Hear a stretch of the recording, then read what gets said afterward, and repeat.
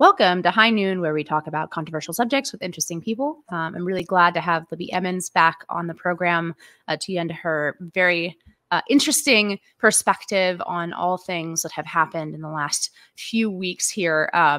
Starting with, I should probably say she's with the Post Millennial. She's in charge of the Post Millennial. So definitely on the front lines of covering a lot of the news that we've been seeing. Especially for me, my Twitter feed, I see Post Millennial articles all the time. So definitely getting out there. Libby, we were talking about just before we went live with this. We're talking about how we find the primaries boring at this point. Nevertheless, I feel like to release this High Noon episode, which will be Wednesday, without discussing Iowa at all would be a disservice. So we must discuss the primaries for the last time. So in Iowa, we got a huge win, very commanding lead by Donald Trump. Neither DeSantis, who came in second, nor Haley, who came in a close third behind DeSantis, got anywhere close to Donald Trump. So I guess a couple questions. One, what's your read on what happened there? Is the primary over at this point effectively, or is there still a path for one of these guys, even of the slimmest of margins? And two, why do you think that Donald Trump has such an obvious and commanding lead in the Republican Party? Because it seems like a lot of people don't want him to have that.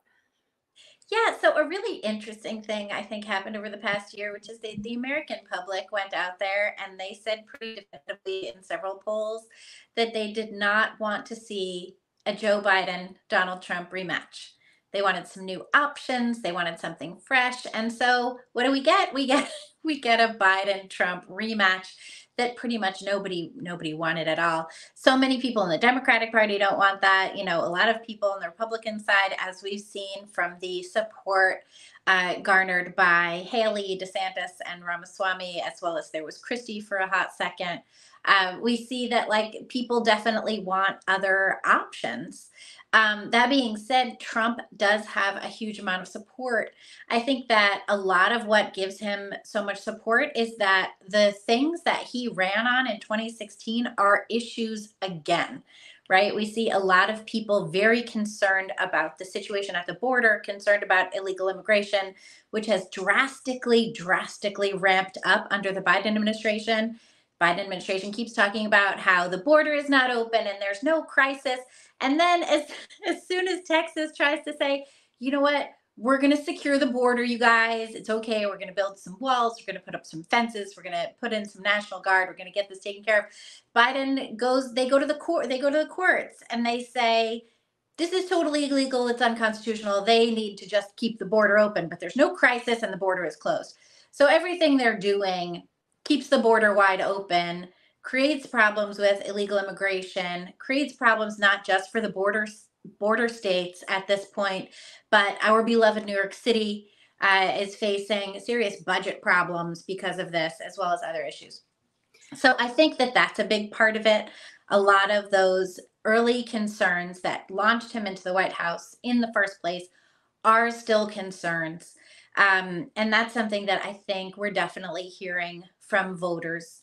We also see that the more the Biden administration goes at Trump, the more that Democrat DAs like Alvin Bragg and Fani Willis go out there and run campaigns on the fact that they're going to get Trump. I mean, it's so transparent. And then they go out there and they go after Trump. Letitia James as well, New York's Attorney General, same thing.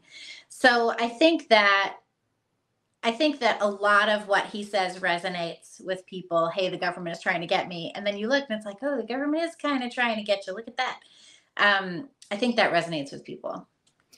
Yeah, I mean, it's interesting because if you look at when DeSantis's polls just started their complete collapse, long train downwards, because at one point, the polls in Iowa, when DeSantis entered the race, right, and especially before he entered the race, actually, the polls in Iowa were about 50-50. And the polls overall among Republicans showed that Republicans were quite open to the DeSantis candidacy.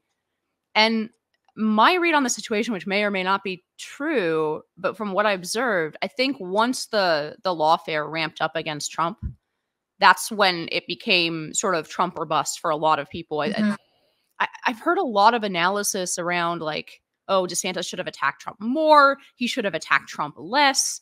I I actually don't know. I think like splitting the Republican Party up into people who are pro-Trump versus people who are open to any alternative to Trump, um, that doesn't reflect the reality when I talk to people. Mhm. That being said, of course, that's like an anecdotal way of dealing with it. But I think the initial polls really kind of did show that there were a lot of people who were they liked Trump. They were open to DeSantis as an alternative. They might have been open to, Vivek or somebody else as an alternative. They weren't Trump's, 30% core Trump only, always Trump base.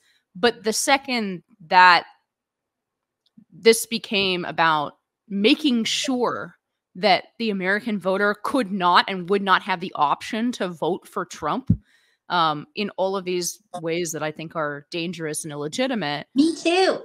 Uh, but I think that really like cemented Trump, because those early polls, he did not have this kind of like, yeah, he was the presumptive front runner as the former nominee. But I don't think it was sort of locked in, at least from those early polls, the way that it really feels locked in now. Like I have a Yeah. hard time seeing any of these guys, like the point to any of their campaigns going forward. Yeah, I agree with you. I don't think that there is a lot of point to these campaigns. You even had Nikki Haley saying today that there should be no more debates if Trump isn't on the stage, and you had DeSantis, I think, saying something ridiculous that he would debate two empty podiums. So that's kind of weird.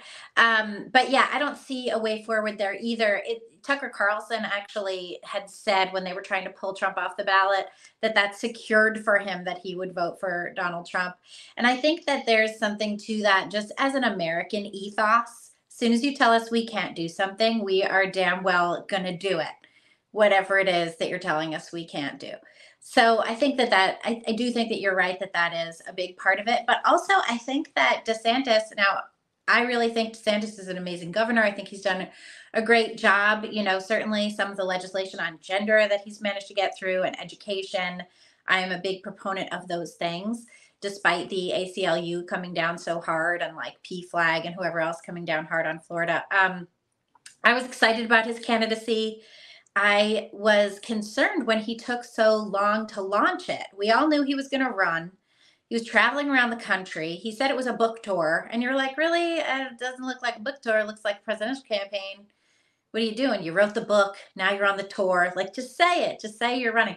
It took a very long time for him to announce, months and months after everyone knew that he was definitely going to run, right down to the efforts that were done to change the law in Florida so that someone who is a sitting elected official doesn't have to resign before they run for another office, right? And that came through, what was it, like in the spring last year that came through.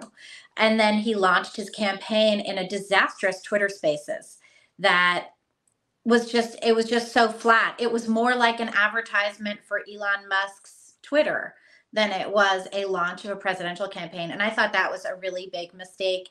And then you have, and again, this is, online specific, and Twitter isn't necessarily the real world, but it is to a certain extent. Then you have, as soon as, if anyone criticizes DeSantis online, you have this army of influencers that come after you and start criticizing you and like digging into your life to say that you're a big problem. So I think that DeSantis is a good leader. I think he is, I hope he gets another shot to run for president, frankly, and I hope he gets a completely different campaign team. Yeah, I mean, look, I agree that I think the DeSantis campaign wasn't well run. I tend to think once Trump got attacked the way that he did, Trump's core argument, and the one that I think appeals in the strongest way beyond his, let's call it what it is, his fan base, right? That's what he calls them, the fans, right? Which it's always rubbed me the wrong way. I'm a citizen. I'm not somebody's fan. And ultimately, like, the president works for us. I know all of this is very naive and outdated by 100 years or whatever, but it still does rub me the wrong way. That being said, I mean, the stuff about the online stuff, I don't think that matters at all. So depending on which side of this fight you were on online, there was just egregious behavior from both sides. I mean, Sure. I've had friends, their information docs. I mean, obviously there were a lot of Trump surrogates who have behaved abominably, the kind of things they were willing to say Oh, about private sure. citizens, spread lies, like, and I'm sure it went the other way. I just saw more of the Trump stuff because I think I was pretty vocal online about saying like, yeah, I liked Governor DeSantis. I think whoever you sort of supported, you got the other team's losers Right. online. I don't know. Yeah. I mean, and it really isn't reflective of where the Republican Party is. I don't think there's a huge number of people who love Trump and DeSantis. Mhm. And you wouldn't know that by either one of their influencers, I think. Yeah, my worry is, Yeah, I would have voted for either one of those men, whoever clawed their way to the top, frankly. So I just don't think anyone has as effectively dealt with the institutional left. No elected official has dealt as effectively with the institutional left as DeSantis in Florida. And what I really hope is that the disaster of his campaign, and I agree with you that I think it was a disaster, and whatever shortcomings the governor has as a candidate, do not attach to the program that has been so successful in Florida, because there was a while I was really worried about it in the primary, especially, I mean, a lot of it from like Nikki Haley and elsewhere, where she was attacking Ron DeSantis for, not being welcoming enough to corporations like Disney and saying, oh yeah, come on down to South Carolina with your jobs, and like not understanding at all the parameters of the relationship, the evolving relationship between the Republican Party and big business, not understanding at all the importance of some of these cultural battles, like, and Trump himself. I mean, he had those, what do you call them? The truths, the whatever, the Trump right. social platform, Social. where Truth. he's, Yeah. he's like saying, oh, like BLM is fine, it just, that really would be a Trump is disaster for very the Republican moderate. Party. Huh? Trump is actually very moderate. I know. Yeah. Yeah. Yeah. I mean, he is very moderate on a lot of these cultural issues. It's always been a problem for me, for him as a candidate. But all of that being said, it's hard. It's like, essentially, he, like I said, his best argument has always been, they hate you. They're coming after me because they hate you, and they want to do the same thing to you. They want to destroy your life. They want to bring up spurious charges against you. They want to threaten to throw you in jail. They want to chase you out of public life. And that has always been a huge part of Trump's appeal. Yeah, and then they're doing it. Like, look at Rachel Maddow last night. Rachel Maddow last night is talking, all about how Trump is lying during his speech, and how she's very proud of MSNBC for not showing Trump's victory speech in Iowa. And his speech was, very moderate. It was perfectly fine. He thanked everybody. He thanked his opponents. He was very gracious. He thanked Vivek, who then, dropped out like right then also. He called for unity across the country, and he talked about the same issues that he's been running on to a certain extent for the past 4 years, right? He talked about these issues. And Rachel Maddow says there's authoritarianism on the right, and so we're not even going to show Trump's speech. And it's like, okay, so you think the American people are too stupid to make up their own mind and to hear the man who is going to be, the GOP nominee? You think that they're too stupid. You have Joy Reid going out there saying that Nikki Haley didn't win in Iowa because of racism. Really? Like, this is what she said. She said there's a brown woman out there. She didn't win racism. So that's obviously very stupid. And she also said, Joy Reid said that white Christians in Iowa want minorities to bow down to them. So Trump says all this. It's kind of rich, because literally, I mean, the immediate image that comes to mind when I hear that comment is Nancy Pelosi kneeling in a kente cloth in 2020, right? Like, very good point. Who's bowing down here? Bowing down here? Yeah. Yeah. And who's bowing to who? So I do think that one reason Trump's message is so resonant is because Democrats keep proving it to be true. They go, like, even they're still arresting people who were at the Capitol on January 6th. Matthew Graves came out just recently and said that his intention was now not just to arrest people who had been in the Capitol, but he was going to start going after people who were on the grounds. You have journalist Owen Schroyer, who was arrested and served, what was it, almost 60 days in jail, something like that, for having been on the grounds of the Capitol during January 6th and saying, death to tyrants, which now that's our American right. We get to say death to tyrants. That's part of what we get to do as Americans. And the reason, part of the reason that he was imprisoned was that he had protested in Congress, I think a year or so before as well. He had spoken out and they said, okay, you're not allowed to do that. But there, you have the Department of Justice continuing to go after people who were at the Capitol on January 6th. We see a lot of the surveillance footage. The people in the surveillance footage get arrested. They're literally walking between the ropes.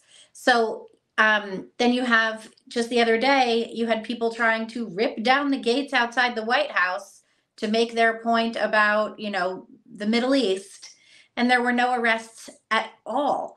So it's very, like Trump or don't like Trump, the left keeps proving him right. And I think that's a left problem. Do you know what I mean? I think that they're not making their case at all. They're not making a case that they're not authoritarian. They're not making a case that they are actually interested in equality under the law. They're not making any of these cases. Instead, they are actively prosecuting Americans for being on the Capitol grounds. And let's not forget, this is the people's house, right? The government, as you said, it's there for us. It serves at our will. We are not here to serve the government. It's preposterous to think that we are. So I think that's a big part of what's going on here. Well, I mean, I think that the rage you're pointing to from this double standard is, I mean, look, all I can say is I think this is going to be probably the most consequential year of politics generally, and actually the election being only a small part of what I'm talking about. Not like, I know we hear every time, oh, this is the most important election. I do think there's a good case for this to being the most important election, but it's even aside from the election itself. I mean, I anticipate probably at minimum low level street violence leading up to this election. I anticipate wildly unconstitutional interference from unelected branches of government in this election, right? It's not going to be a normal American election. And the left has done everything possible in order to drive, in my view, just radically dangerous. Even look at this recent move to strip Trump off the ballot, right? Yes, the Supreme Court probably will strike down, but even so, it shows such a lack of humility about the seriousness of what happens when millions and millions of people in the country decide that politics is no longer, the political process is no longer the vehicle for their disagreements. Right? It has no problem respect at all. It's like they simultaneously scream all the time about white supremacy, about dictatorships. They play with fire as though 75 million Trump voters will disappear if they get rid of Trump. That's what they want. That seems to be what they want, right? Because then you look at it and you say, these are the things they are doing. These are the results of those actions. They must want these actions. That's what you end up thinking. You can even take it back to 2020, when is the last time we saw a bunch of street violence, right? In 2020. And right now, it's not even riot season yet. And we already are having all this madness in New York. We're seeing it in DC. The, pro-Gaza, anti-Israel, pro-terrorist contingent is out there in full force. And it's January. It's cold out. What's going to happen when it's July and gorgeous? Do you know what I mean? And everyone can go out there and rage as much as they want in the nice sunshine. So, I think you're right, though. I think that these voters are feeling disenfranchised. And I think that they are right to feel disenfranchised. In fact, as a voter, I have been feeling disenfranchised. And I am, a liberal coastal elite who did all the things. Do you know what I'm saying? And I think that when you look at it and you see they don't want you to vote for this man, they want you to believe, you know, that this man is a racist, white supremacist, and all of this stuff. And you look at it and you're like, well, that doesn't check out. It doesn't check out for the grandmas who got arrested at January 6th. But it does seem to check out for Joy Reid, who hates white people. She maybe is a racist. It's very perplexing that this is the way that they're going. And you saw after Colorado, Maine pulled Trump off the ballot. And so that will probably be subject to the same Supreme Court decision. I think oral arguments are February 9th. I don't quote me on it, but I think that's true. You had California recommended that they look at pulling Trump off the ballot. They determined not to. The deadline was very close. I think it was December 28th. I think a couple of red states are looking at, and I think they should. Illinois is now at pulling Biden off. I think it will make the case better. Not only because, and this is sort of two different models of the universe. There's still the part of the right that thinks that if they do not fight fire with fire, they retain the moral high ground. And I'm sure there'll be a lot of people upset if they go ahead and reciprocate and pull Biden off the ballot, let's say in Texas or Florida. But I think for two reasons. One, I think the best route to stopping this is to, you know, in other words, for the left to actually feel equal and opposite consequence for each one of their steps across the Rubicon. But even aside from that, in the specifics of this case, I think it makes it easier for the Supreme Court to hand down a 7-2, 8-1 kind of decision saying, no, guys, we are not going to go about stripping candidates off the ballot if they're handing down a judgment that tells simultaneously Colorado, Maine, and Florida, like, no, none of these actions are constitutional. Like, I think it helps, actually. It helps the Supreme Court to be able to build. This is the one case in which I think moderation is useful. If they can build a case against this without ever focusing it on Trump at all, and actually get some of the liberal justices on board with the obvious case that this is dangerous and extra constitutional, I think that would be a really important sort of moderating force in America. And to that end, I think it would be easier for them to do. It'll make it easier for some of the liberal justices to respond with this blanket moderate opinion that says none of what these states are doing, including this red state, right, who that did it to Biden, is constitutional. Anyway, so I hope to see that. We were talking about 2020 and race.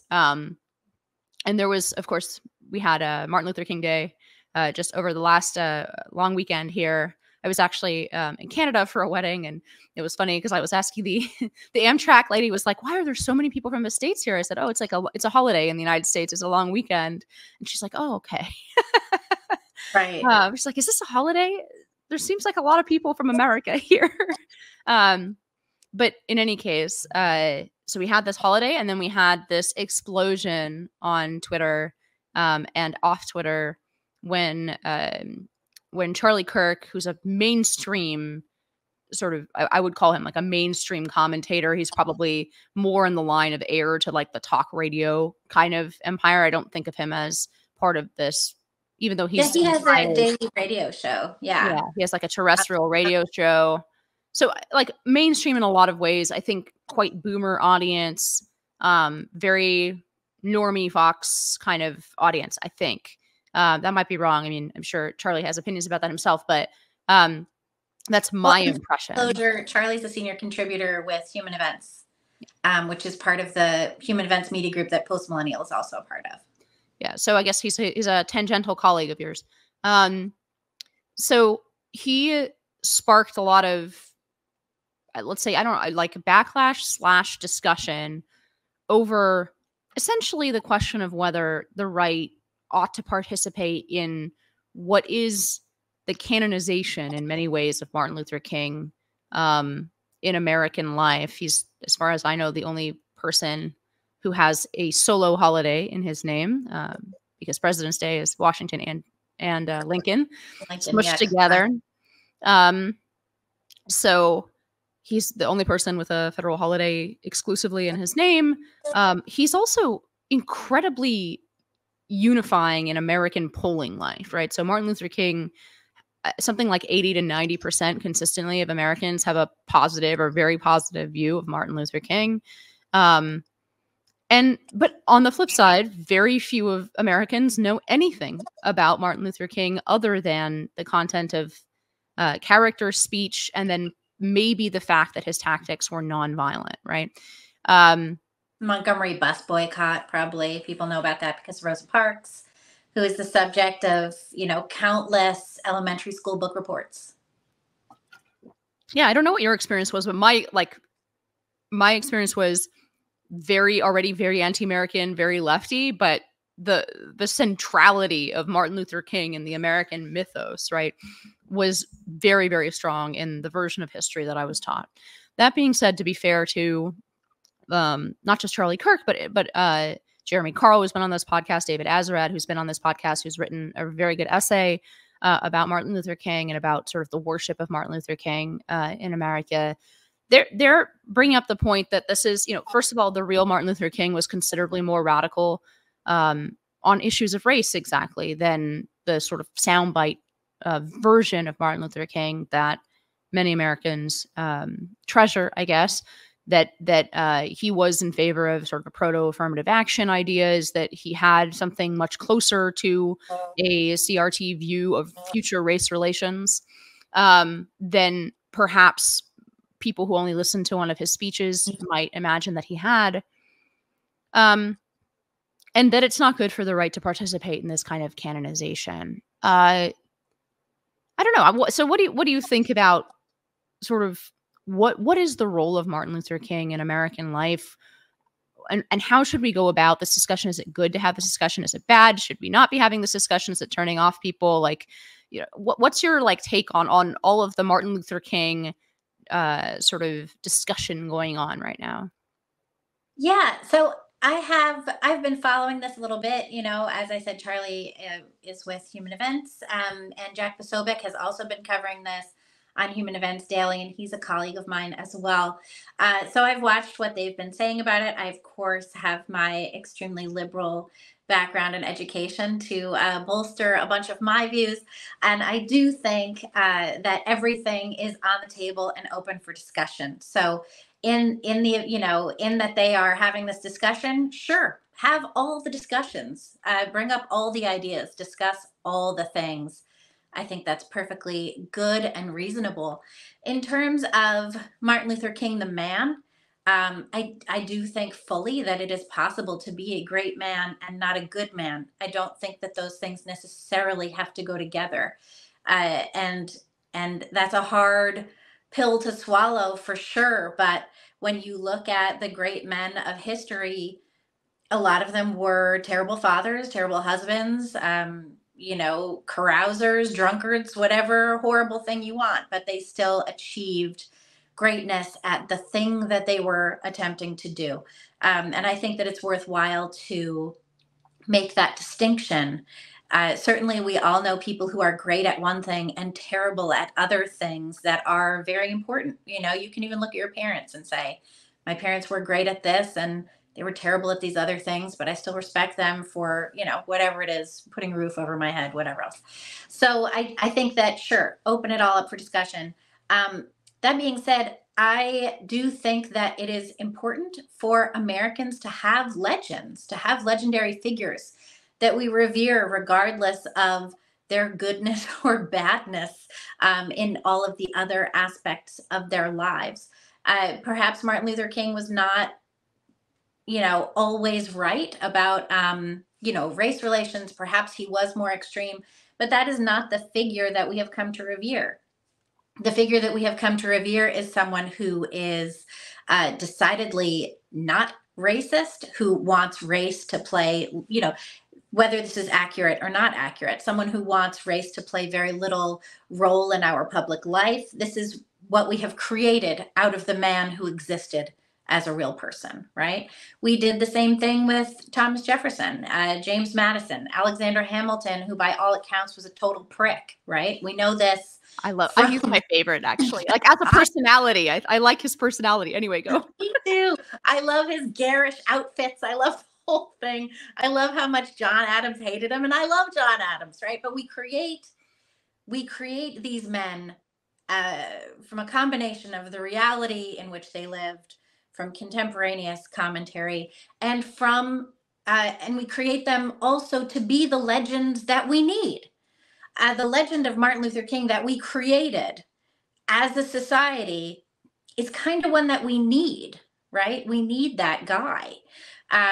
Rosa Parks, it was years before I realized that Rosa Parks, because they don't teach you this right in school. It was years before I realized that Rosa Parks not sitting at the back of the bus was totally planned. They had been planning that for a while. She wasn't just, I remember learning about it at elementary school, and it was, she didn't want to sit at the back of the bus. She was tired or something like that is how I remember it. And then later I'm like, oh, this was a planned civil action. Now I understand. You could argue that perhaps they should have created some sort of parallel economy instead of boycotting the bus. This is something that, we've been talking about. But they sort of did. They basically created the first rideshare program in Montgomery when they boycotted the buses. But yeah, so it's interesting. The Civil Rights Amendment has never come before the Supreme Court. A lot of the things that came out of the Civil Rights Amendment, I think, fueled things like Bostock, which is a terrible decision in the Supreme Court, I believe. Now the Civil Rights Amendment has been used to divert protections for women to be protections for men, because women and sex have been replaced with gender identity, essentially, in the interpretation. So there's a lot to discuss. But in terms of American myths and legends and our legendary historical figures, I think we need more of them, not less. And I almost think it doesn't necessarily matter if those men were the things we believe them to be or not, if that makes sense. Thomas Jefferson was a slaveholder. I'm not concerned with that aspect of his legacy. It's true, but I'm not particularly concerned with that aspect of his legacy. John Adams was a terrible vice president. The way that he, what was that one bill that he pushed through? And it basically was totally anti-free speech. I forget what it was called. Alien and Sedition Acts. That's the one. Terrible, terrible, terrible. Yet in American legend, he was a great man. I think that we, as a culture, as a society, we are still a young nation. We need more things that bring us together, regardless of their base veracity, than the reverse. And we seem intent on destroying the foundations that did bring us together. And you can't have a house that stands with no foundation. It's almost like our culture is floating on air, like that painting. What's that painting? I forget the name of that painting. Who did it? I think it's in the Peggy Guggenheim Museum in Venice. You got me. Whatever. You got me on this one. I have no idea what you're referring to. On air, like sitting on air. Why can I not remember? It has been too long since I have looked at good art, I think. Must be it. Anyways, that's what we are. We're a society. We are a house built on air right now, and it's not going to hold forever. We need things that we agree upon as the foundational character of America and of the American ethos and who we are as a people. That's missing. Yeah, that's missing. What you're referencing, I mean, like, so everybody who's in the American pantheon, let's say, and we've referenced a lot of them, is there for some particular contribution and not for the totality of his life, right? Right. So in your example, we don't venerate Thomas Jefferson because he was a slave owner. There were many slave owners, right, that we don't venerate. We venerate him for what he did do for this country, for writing the Declaration of Independence, right, for his presidency that he was much less proud of, for the contributions that he's made as the foundation of not only the physical like start to our nation, but also to its soul, to its character, right? And so we are honoring him for that, and not for any other thing he might have done in his life. I think similarly, I do think it's slightly more complicated with Martin Luther King, because there is the question. So like Jeremy or David or Charlie probably would say, you know, the thing we're venerating him for is not true, or is not as easily true as what we're teaching. I think that give it 100 years. You know what I mean? Like, give it 100 years. No. I think we would say that it wasn't true about Martin Luther King. In other words, that we are venerating an aspect that was a piece of his philosophy that was at odds with other views that he held. Sure, but which it's is a fair thing. But I don't know. Like, so first of all, I like you. I think there's a value, especially in a multi-ethnic society, to having essentially having a myth around Martin Luther King, even if it is a myth. Although I'm not wholly convinced by the historical case that it is. By the way, I mean, I think there is a real stripe of sort of legal equality Christianity that ran in King's thought, even as he did endorse more radical solutions, and especially towards as he got older, before he was assassinated. But in any case, I'm not even sure that the historical critiques are wholly right in terms of summing up King's thought. But even if they were, you have to deal with the myth that 80 to 90% of Americans believe about this man, and not the man himself at some level. But so I guess the positive part of this, by the way, the Civil Rights Act did come up before the Supreme Court multiple times. Oh, did it? The public accommodations clause, a lot of litigation around. Yeah, maybe I was just thinking of the recent one. I don't think it was with the Harvard thing, the affirmative action. Wasn't that something different? That wasn't civil rights. Yeah, well, it's in part, yes. It's, well, depends. So lot of legal stuff here, but I better go do some research. But yeah. So there's an equal protection clause element to this as well. Like, you can argue that equal protection of the law is separate from the Civil Rights Act provisions, but Equal Opportunity Commission, wasn't that with the Civil Rights Act? The what? The Equal Opportunity Commission, wasn't that created with the Civil Rights Act? Yeah, well, so there are a bunch of government boards that deal with this. Different parts of the act. So the part that deals with race, the part that deals with sex is separate. The part that deals with laws of employment is a huge part. Anyway, in any case, I do think is the point of having this Martin Luther King discussion that I think is valuable. It was a floating rock, and it was by Magritte. I have no idea. I've never seen that before in my life. Anyway, no, but that is the part of this discussion that I do find valuable. Even though I think I disagree about Martin Luther King, the man and the legend, I do think it's very important for the right to start being very direct and open about race and about the Civil Rights Act. Because the part of Martin Luther King's legacy that is inextricable is the passage of the 64 Act. Now, there's the Christopher Caldwell thesis that itself is the problem. I'm, again, much less convinced by that case legally than I am by Gail Harriet's case, which I had her on this podcast. Really recommend going back and listening to that episode to my listeners, by the way, not to self-reference. But I think it's a shame that she's not more widely interviewed. Gail Harriet, she's a law professor at University of San Diego. She has, to my mind, she's served on the Civil Rights Commission for many years.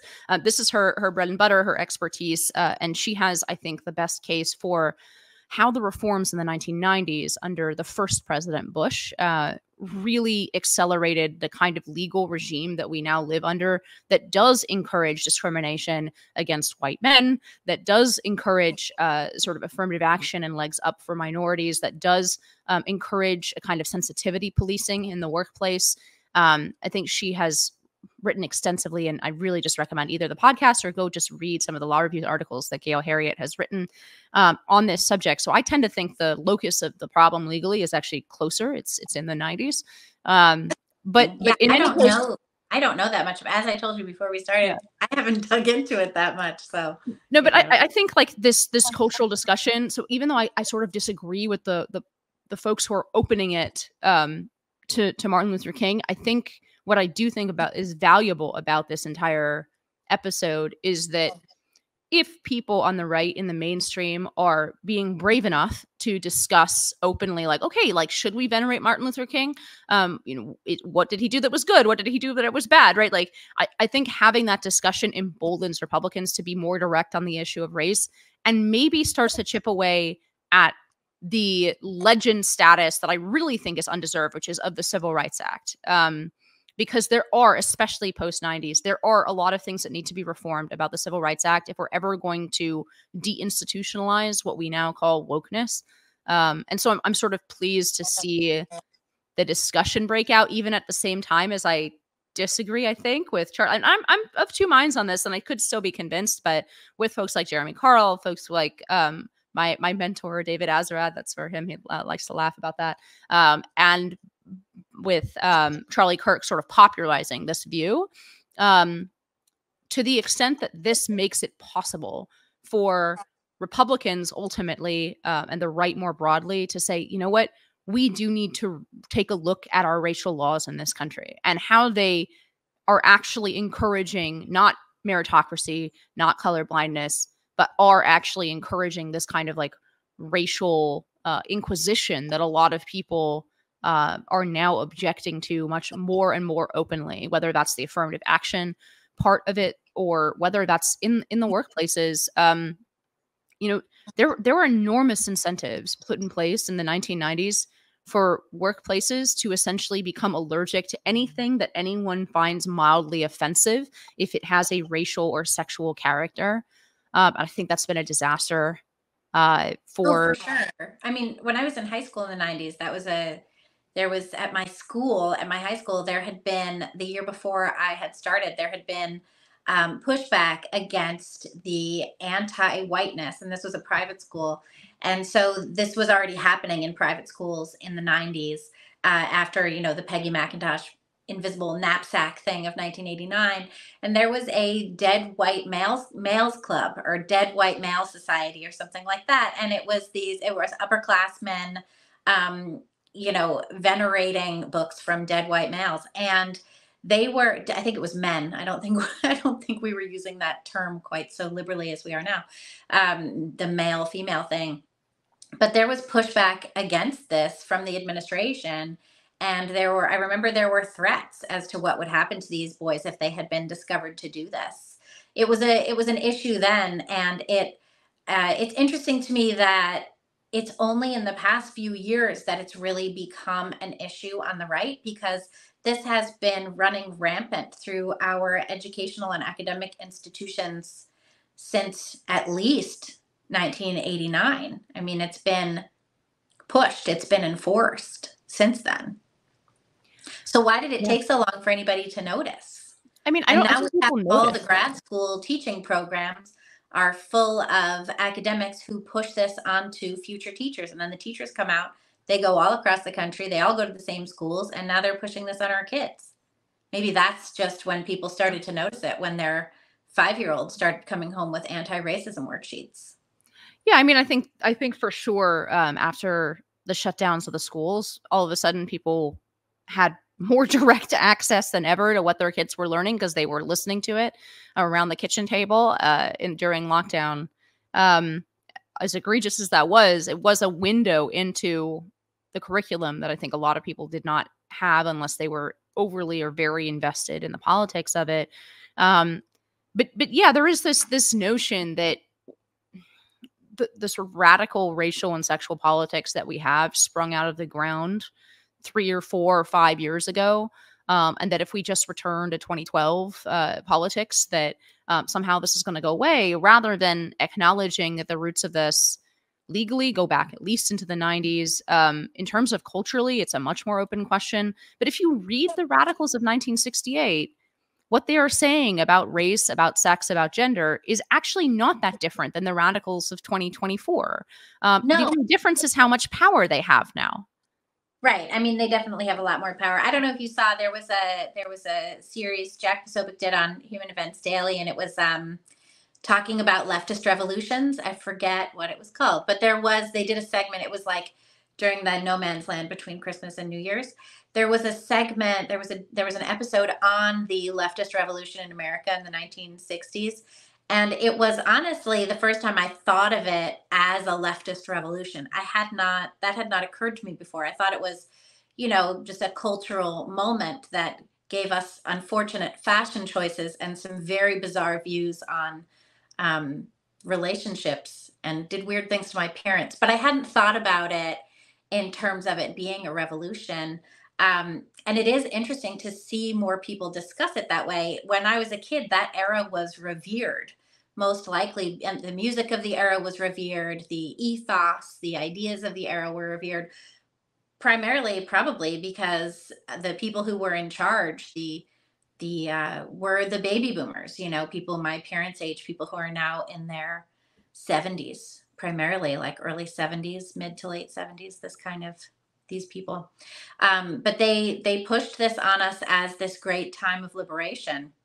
And so I wonder if there is a moment, if we are in a moment where that is going to change, or if it's just going to stay in our textbooks as it is, along with the new stuff about the insurrection of January 6th. Yeah, I mean, the legacy of the 60s, I feel like is the most, maybe this is what I want to say. I think the critique of the sexual revolution and of the 60s went relatively mainstream in the last 3 years. I mean, you have Louise Perry's book, you have Mary Harrington, Nina Power over at Compact, you have the rise of the TERFs on the left, right? To some extent, Libby's home turf. Joke so to there. speak. Yeah. When I went to the UN Commission on the Status of Women in 2019 to do some reporting on that with, who was there? I think Lila Rose was there. She's very pro-life activist person. And there was also a woman who was there whose name I have been trying to remember ever since, and I should probably go check my notes. I think I wrote about this actually for the Federalist at the time.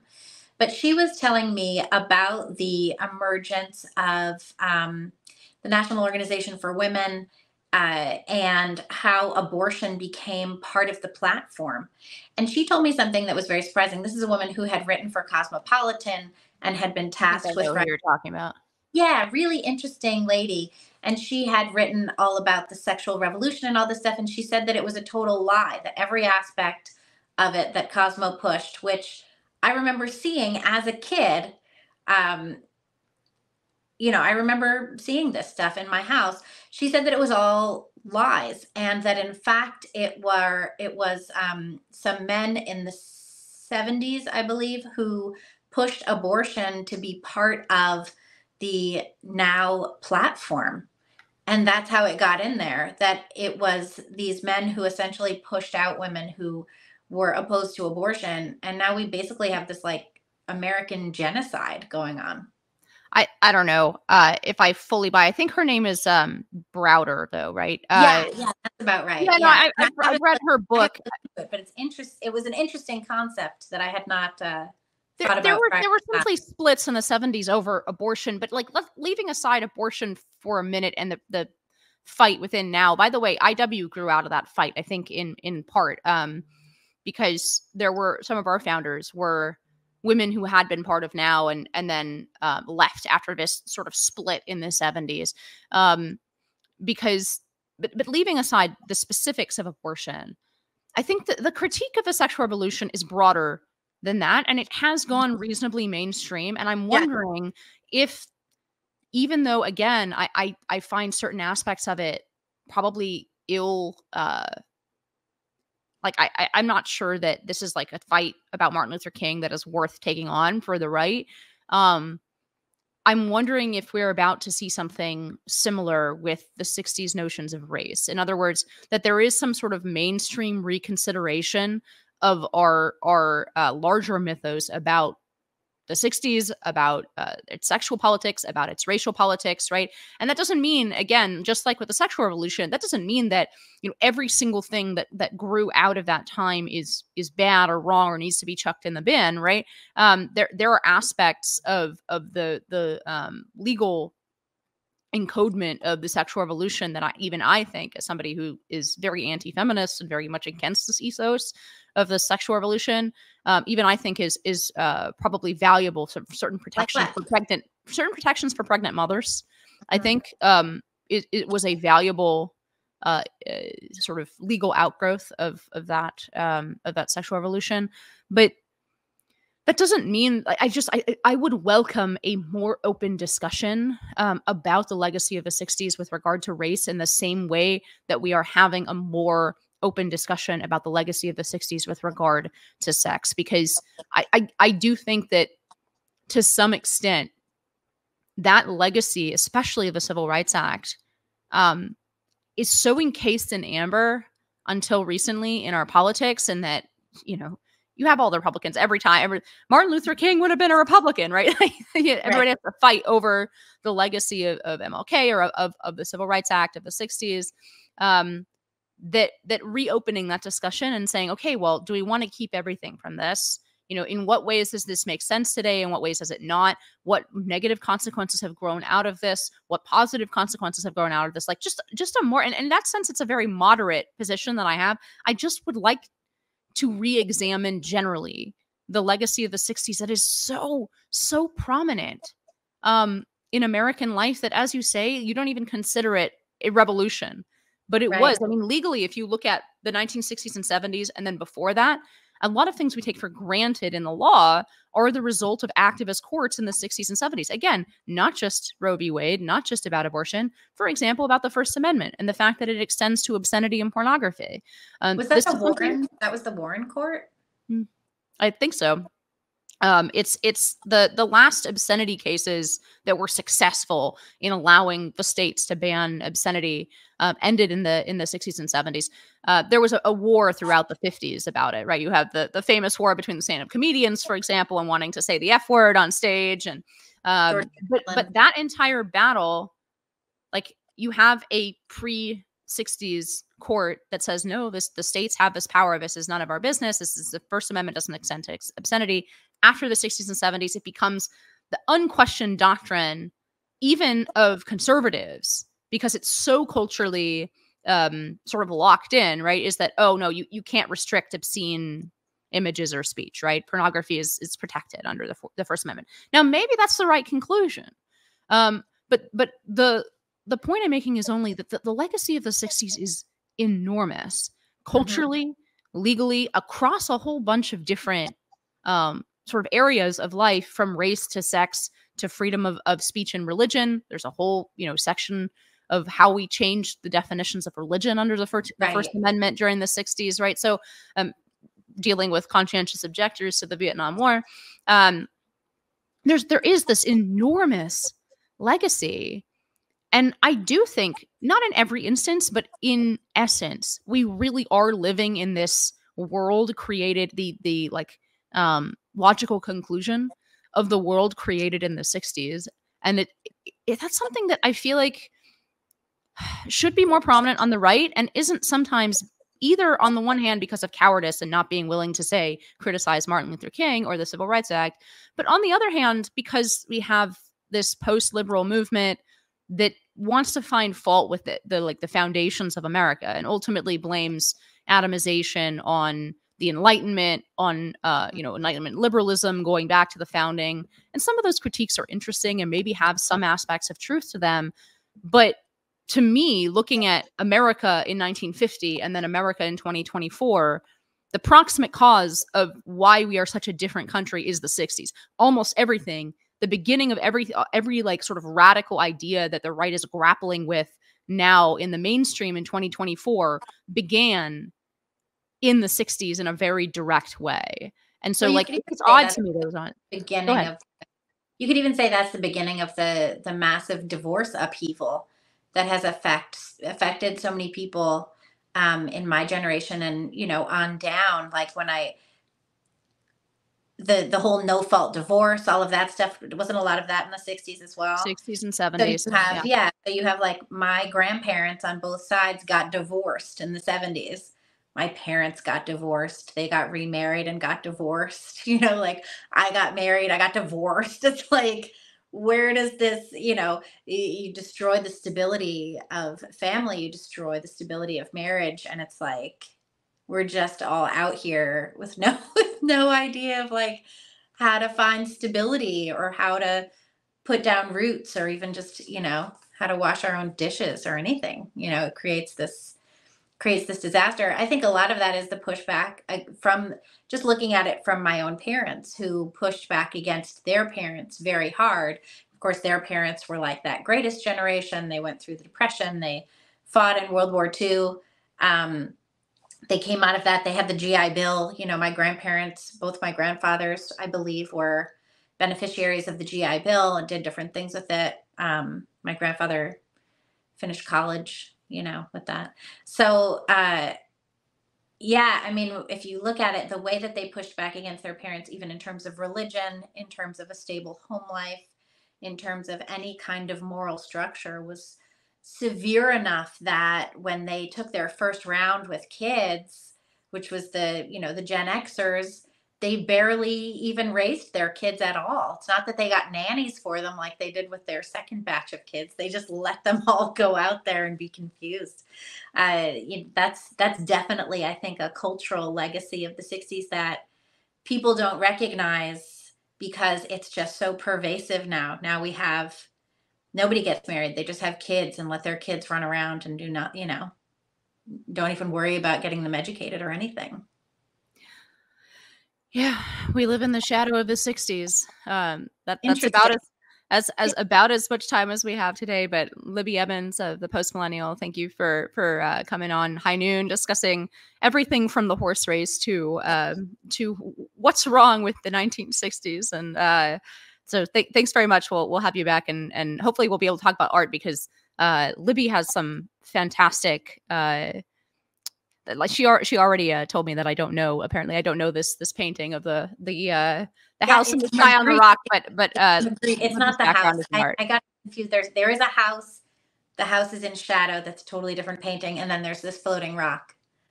So, yeah. Sorry, it's Magritte. It's Rene Magritte. If anyone wants to go check it out, really great blues in there. Okay. Yeah. Art is really the only thing I actually care about. So. Yeah, but that's what makes it interesting. That's what makes you interesting, I think. In the conservatives, not as a person, not as a human being. I'm saying like in the conservative space, there isn't my listeners have listened to me say too many things about this as of recently, so I'm not going to bore them with it. But it is such a deficit on the right, not only in terms of people who are able to produce anything in terms of art, but also understanding, like having the ability to grapple with different sort of artistic expression.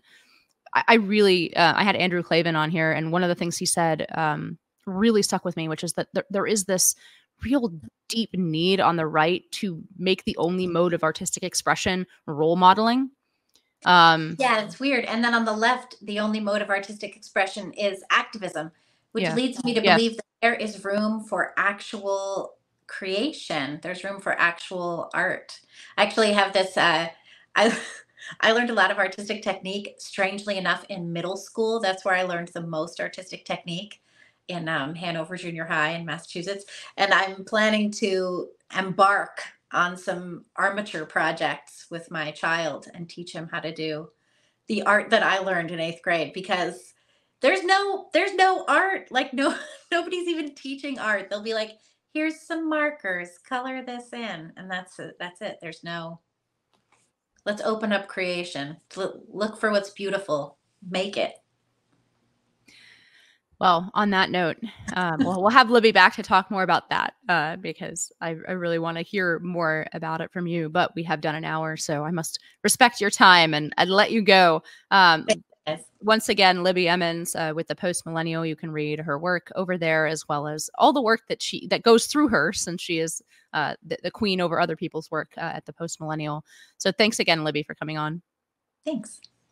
And thank you to our listeners. High Noon with Inez Stepman is a production of the Independent Women's Forum. As always, you can send comments and questions to inez.stepman@iwf.org. Please help us out by hitting the subscribe button and leaving us a comment or review on Apple Podcasts, Acast, Google Play, YouTube, or iwf.org. Be brave, and we'll see you next time on High Noon.